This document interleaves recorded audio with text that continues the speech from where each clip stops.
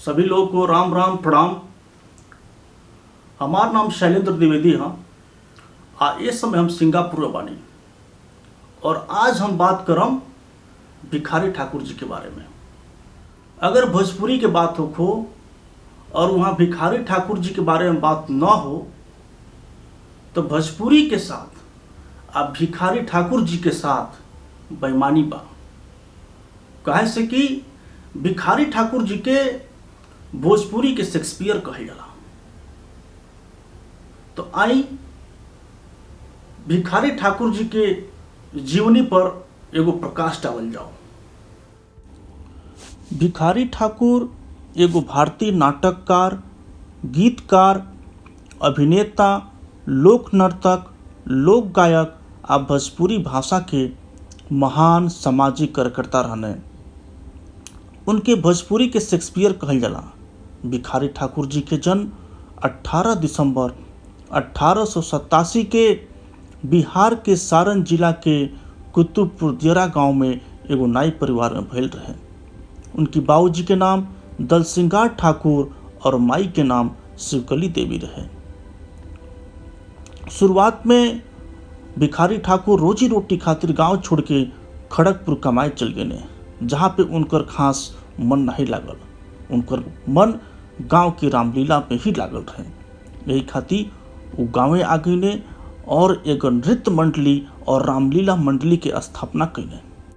भोजपुरी समाज खातिर उनके प्रेम बहुत रहल। अपनी रामलीला के माध्यम से सामाजिक काम भी करे लगने। भिखारी ठाकुर भरी उम्र सामाजिक कुरीतियों आ बुराई के खिलाफ कई स्तर पे काम कैने। बनल भोजपुरिया सिनेमा विदेशिया आज वो लाखों करोड़ों दर्शकों के बीच लोकप्रिय बा। आज़ादी के आंदोलन में भी भिखारी ठाकुर बहुत बढ़ चढ़ के भाग लेने। अंग्रेजी राज के खिलाफ नाटक मंडली के माध्यम से जन जागरण करे लगने और साथ में नशाखोरी, दहेज प्रथा, बेटी ब्याह, बाल विवाह में जौन भी कुरीतियाँ रहे वो लड़ाई लड़े लगने। बाद में अंग्रेज उनके राय बहादुर के उपाधि से भी सम्मानित कई सन। भिखारी ठाकुर के कुछ प्रमुख नाटक बा विदेशिया, भाई विरोध, बेटी वियोग, कलयुग प्रेम, राधे श्याम बहार, बिरहा बहार, नकल भारत नेटुआ के, गबर घिचोर, गंगा स्नान बा। एकरी अलावा शिव विवाह, भजन कीर्तन, रामलीला, कृष्ण, माता भक्ति, आरती, बुढ़शाला के बया, चौड़ी पदवी, नाई बहार ई कुल प्रमुख रचना बा। भोजपुरी के प्रमुख और बहुआयामी प्रतिभा के धनी लोक कलाकार श्री भिखारी ठाकुर 10 जुलाई सन 1971 के 84 वर्ष की आयु में निधन हो गई। अब भोजपुरी के महान साहित्यकार भिखारी ठाकुर हमेशा खातिर अमर हो गई। करके गवनवा भवनवा के छोरिकार, ताक तनी चारू ओर प्या के कर सोर, लौटो अभागिन के भगिया बलमुआ, कहत भिखारी नाई, आस नईखी एको पाई, हमरा से होखे के दीदार हो बलमुआ।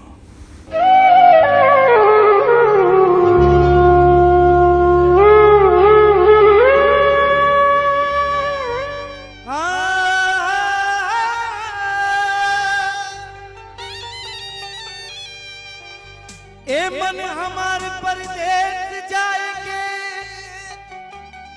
चाहत अब ही प्यारी,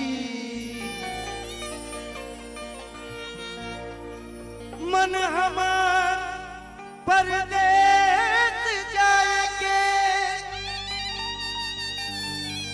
चाहत अब ही प्यारी, जल्दी से तैयार करहूं कुछ रस्ता के बटसारी, तब फिर दीवार तोहरे पहिरन हित कि नब बंगला साड़ी, फिर दीवार तोहरे पहिरन हित कि नब बंगला साड़ी, आयाज तलक ले सुनला प्यारी गावत वेद पुकारी ए प्यारी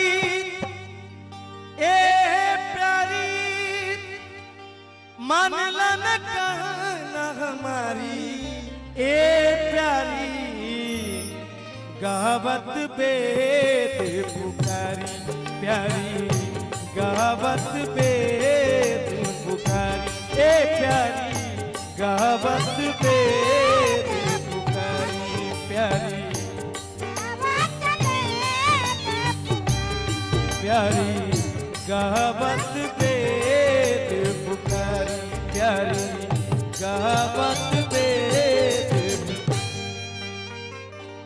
फिर प्यारी सुंदरी कहतरी का त्राही त्राही अबला करे स्वामी मत करहूं परेशान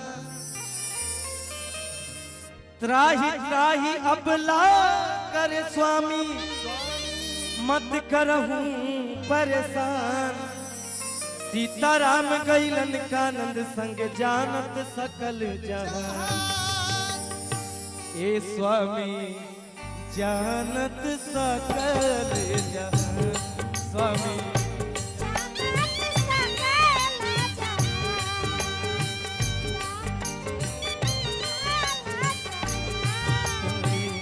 जानत सकल जहान ए स्वामी जानत सकल जहान।